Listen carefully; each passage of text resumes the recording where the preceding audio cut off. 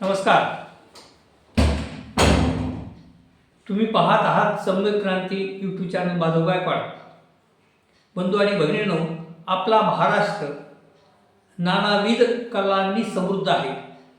नानाविध कलांनी समृद्ध असणारा आपला महाराष्ट्र आणि या नानाविध कलांच्यापैकी एक कला म्हणजे लोकनाट्य.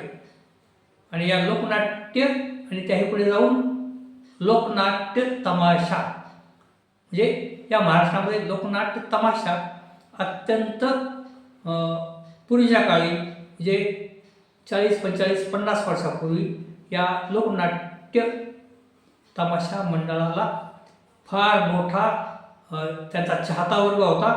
आणि त्या काळामध्ये करमणुकीची साधनं कमी असल्यामुळे त्यावेळेला लोकनाट्य तमाशा मंडळ किंवा तमाशा पाहण्यासाठी प्रचंड गर्दी होत असेल.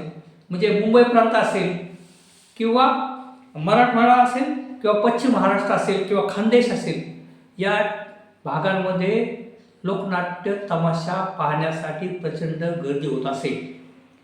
कोकणामध्ये जसं दशावतार आहे किंवा विदर्भामध्ये तिथे वेगळ्या कला त्या ठिकाणी पाहिल्या जातात. परंतु मुंबई प्रांत असेल, मराठवाडा असेल, पश्चिम महाराष्ट्र असेल किंवा खानदेश असेल, या भागामध्ये बाकी मोठ्या प्रमाणात तमाशा या कलेला महत्त्व होतं. आणि तमाशा पाहण्यासाठी हजारोंची गर्दी लोक करत असतात. परंतु आता ज्या आधुनिक काळामध्ये जसं करमणुकीची साधनं प्रचंड प्रमाणात वाढल्यामुळे तमाशा या कलेचं महत्त्व म्हणण्यापेक्षा त्या कलेकडे शहरी लोकांचं दुर्लक्ष झालं आहे. तरी देखील अनेक तमाशा फड या महाराष्ट्रामध्ये चालतात. त्यापैकीच एक म्हणजे कांताबाई सातारकर सह रघुवीर खेडकर हा जो तमाशा फड आहे तो महाराष्ट्रामध्ये एक नंबरचा फड त्याला म्हटलं जातं. आणि अत्यंत मोठी परंपरा असणारा आणि एक मोठा संच आणि मोठं भांडवल असणारा आणि अभ्यासपणे महाराष्ट्रामध्ये तमाशा कला सादर करणारा हा फड म्हणजे रघुवीर खेडकर यांचा फड. तर त्या माननीय रघुवीर खेडकर यांनाच नुकताच अत्यंत नामांकित असा, बहुमोल असा, केंद्र सरकारचा पद्मश्री हा किताब मिळालेला आहे. आणि म्हणून याबद्दल मी रघुवीर खेडकर यांची माहिती आपल्यासाठी थोडक्यात सांगत आहे. तर कृपया तुम्ही हा माझा व्हिडिओ शेवटपर्यंत पहा. कांताबाई सातारकर यांचा मुलगा आणि तुकाराम खेडकर यांचा मुलगा म्हणजे रघुवीर खेडकर. कांताबाई सातारकर अत्यंत नामांकित वगनाट्यामध्ये काम करणारे म्हणजे कांताबाई सातारकर या छत्रपती शिवाजी महाराज आणि छत्रपती संभाजी महाराजांच्या भूमिका करायच्या. तर अशा नानाविध प्रकारच्या भूमिका करणाऱ्या कांताबाई सातारकर यांचा मुलगा म्हणजे रघुवीर खेडकर. तर या रघुवीर खेडकरांनी तमाशा सृष्टीमध्ये संपूर्ण आयुष्य वाहिलेलं आहे. एक उत्तम सोंगाडे असेल, एक उत्तम गायक असेल, उत्तम नृत्यकार असेल आणि नानाविध प्रकारच्या तमाशामध्ये काम करणाऱ्या, नानाविध भूमिका करणारे रघुवीर या अभ्यासपणे ते सातत्याने काम करत असतात आणि आपला संच देखील चालवत असतात.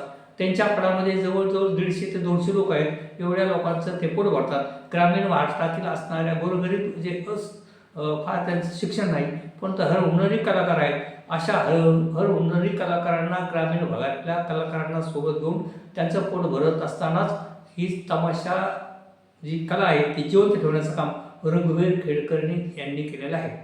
खरं म्हणजे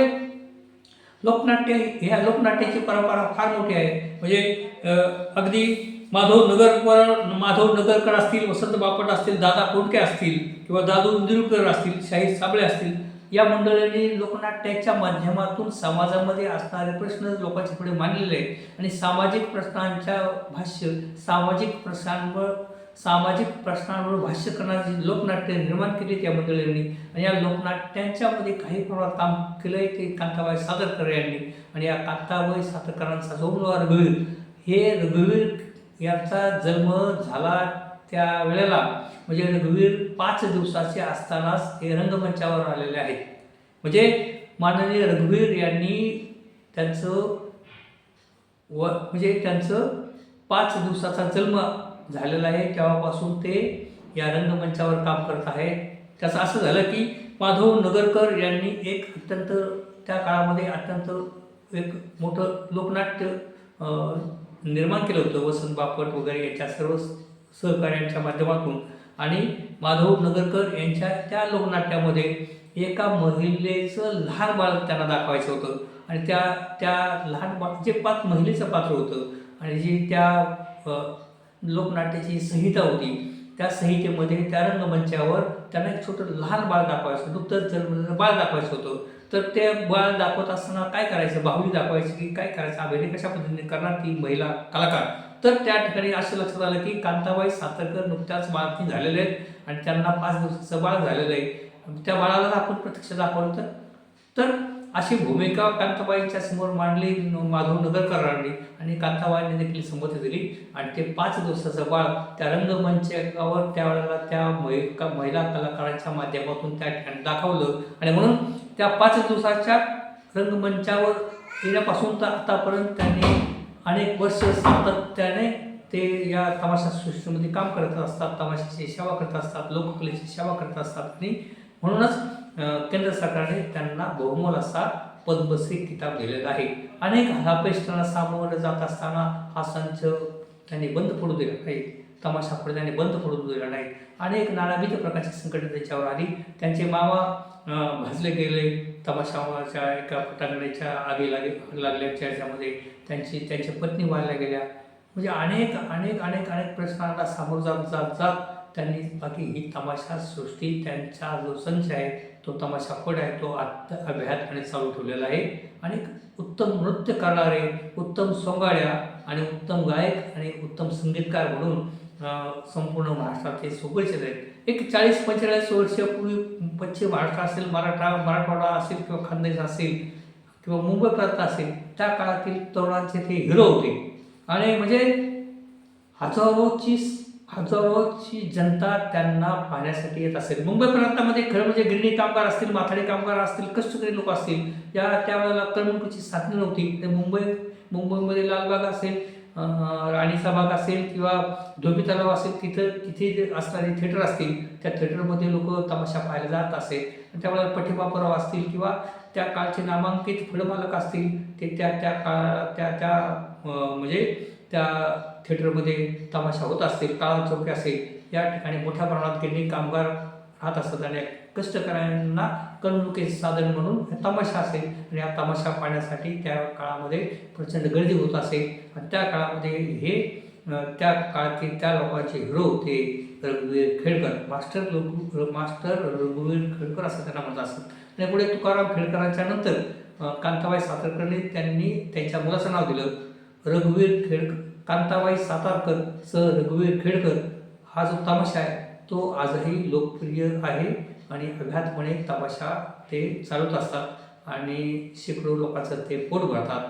आणि ही कला बाकी त्यांनी जिवंत ठेवली आहे. आणि म्हणून अशा लोककलाकाराला लोकनाट्य क्षेत्रामध्ये काम करणारे किंवा तमाशा क्षेत्रातला काम करणाऱ्या विठाबाई यांना विठाबाई नारायणगावकर या महान तमाशा कलाकारांना राष्ट्रपती पुरस्कार मिळाला होता. परंतु त्याच्यानंतर या तमाशा सृष्टीतील कलावंतांना कुठल्याही प्रकारचा मोठा बहुमान मिळाला नव्हता. परंतु केंद्र सरकारच्या वतीने रघुवीर खेडकर यांना पद्मश्री हे किताब मिळालेलं आहे. आणि रघुवीर खेडकर हे अहिल्यानगर जिल्ह्यातील संगमनेर तालुक्यामध्ये ते स्थायिक आहेत. आणि म्हणून संगमनेरकरांना फार आनंद झालेला आहे.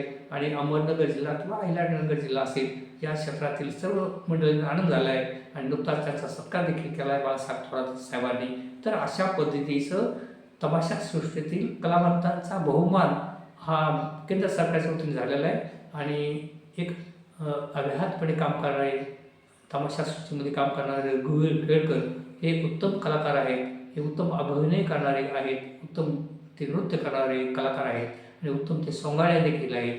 आणि एवढंच नव्हे तर तमाशाच्या माध्यमातून अनेक संस्थांना त्यांनी मदत केलेली आहे. म्हणजे वाचनालयाला मदत असेल, व्यायामशाळांना मदत असेल, शाळांना मदत असेल, अशा नानाविध प्रकारच्या संस्थांना त्यांनी मदत केलेली आहे. एवढंच नाही तर ते रघुवीर हे प्रवचनकार देखील आहेत, ते प्रवचन देखील करतात. पण एक सज्जन माणूस आहे, तमाशा सृष्टीमध्ये राहून देखील निर्व्यसनी आहेत. आणि अशा पद्धतीने एक मोठा कलाकार आणि या कलाकाराचा सन्मान केंद्र सरकारच्या वतीने झालेला आहे आणि मी आपल्या सर्वांच्या वतीने रघुवीर केळकर यांना शुभेच्छा देत आहे. तेव्हा कृपया तुम्ही मी असे व्हिडिओ घेऊन आपल्यासमोर येत असतो, तरी कृपया तुम्ही माझ्या या व्हिडिओला लाईक करा आणि तुम्ही पहिल्यांदाच माझा हा व्हिडिओ पाहत असाल तर माझ्या सम्यक क्रांती यूट्यूब चॅनल माधव गायकवाड या चॅनलला आपण सबस्क्राईब करा. विनंती. धन्यवाद.